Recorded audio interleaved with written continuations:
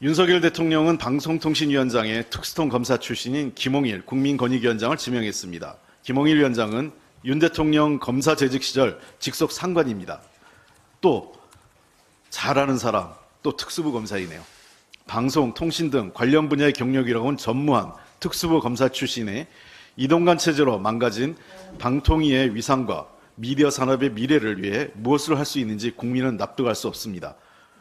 모르겠습니다. 윤 대통령도 얘기하시고 우리 한동훈 장관도 수사했으니 우리 잘한다 이렇게 얘기하니까 김홍일 위원장께서도 방송통신과 관련된 수사를 한 경험이 있어서 전문가라 생각하는지 모르겠습니다만 제가 보기엔 납득이 할 수가 없습니다.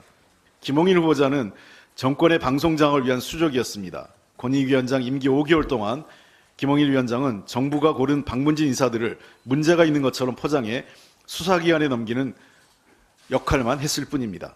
청탁금지법 위반 혐의로 권익위에 신고가 들어오면 이례적으로 신속한 조사를 통해 문제가 있는 것처럼 브리핑하면서 관련 내용을 대검에 이첩하는 역할을 충실히 했습니다. 그러면 방통위는 수사기관 조사 중이라는 점을 근거로 해임안을 건의하고 대통령은 기다렸다는 듯 해임안을 제거했습니다. KBS 남영진 이사장, 법원이 바로잡긴 했지만 MBC 방문진 권태선 이사장, 김석환 이사도 같은 방식으로 일을 처리했습니다.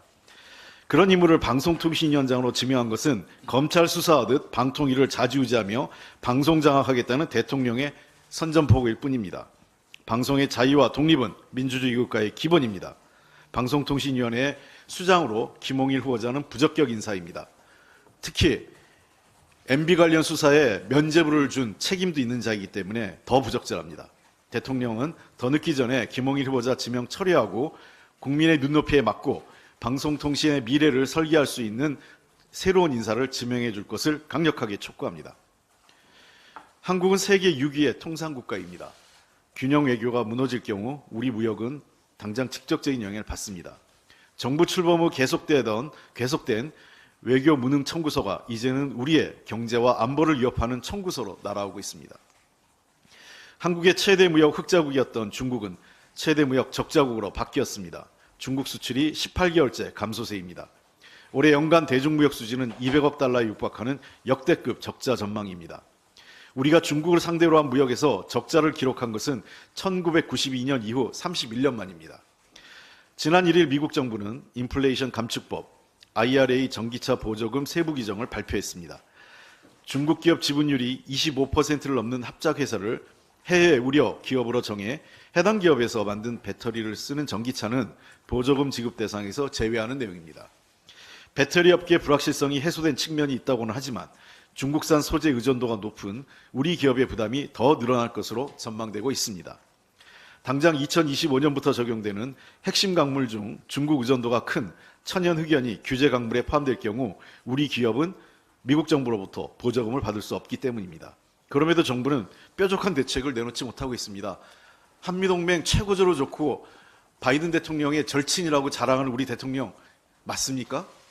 우리 기업의 이익 하나 못 지켜주면서 한미동맹 문제없다, 내가 최고로 바이든 대통령과 가깝다, 이거 부끄럽지 않습니까?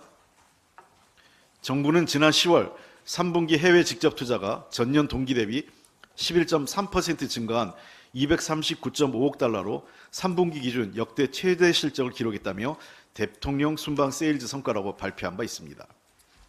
설명대로라면 대통령이 가장 공을 들인 미국과 일본의 투자도 늘어야 하는데 도리어 줄었습니다. 미국은 51.9억 달러로 동기 대비 27.3% 감소, 일본은 9.3억 달러로 10.5%가 감소한 것입니다. 정부는 해외 직접 투자로 국내 산업의 공급망 강화 등 효과를 기대한다는데 오히려 공급망 위기 상황입니다. 반도체와 2차 전지의 핵심 원료인 갈륨, 게르마늄과 인조 흑연은 중국에 절대적으로 의존하고 있는 상황입니다. 거의 90%에 육박합니다. 요소수 대란은 반복된 일입니다. 9월부터 중국이 비료용 요소 수출을 중단할 것이라는 보고가 있었습니다. 이미 나왔던 내용입니다. 그러나 중국산 요소 수입 비중은 21년 71%에서 지금 현재 90%까지 도리어 증가한 것입니다. 이런 상황에도 대통령은 11월 중순 에이펙에서 만난 시진핑 주석과 인사만 하고 헤어졌습니다. 요소수 문제 한 말씀도 안 하신 겁니다. 두 정상이 인사한 시간이 1분이니까 얘기할 시간이 없었겠죠. 주변 강대국 중 유일하게 중국과의 회담만 성사되지 않았습니다. 패권 전쟁 중에도 바이든 대통령과 시진핑 주석은 최근 약 4시간 동안 정상회담을 가졌습니다. 윤석열 정부의 경제 안보 전략이 보이지 않습니다. 각국은 핵심 기술과 소재 공급망 관리를 통해 주도권을 차지하기 위해 치열한 경쟁을 벌이고 있습니다.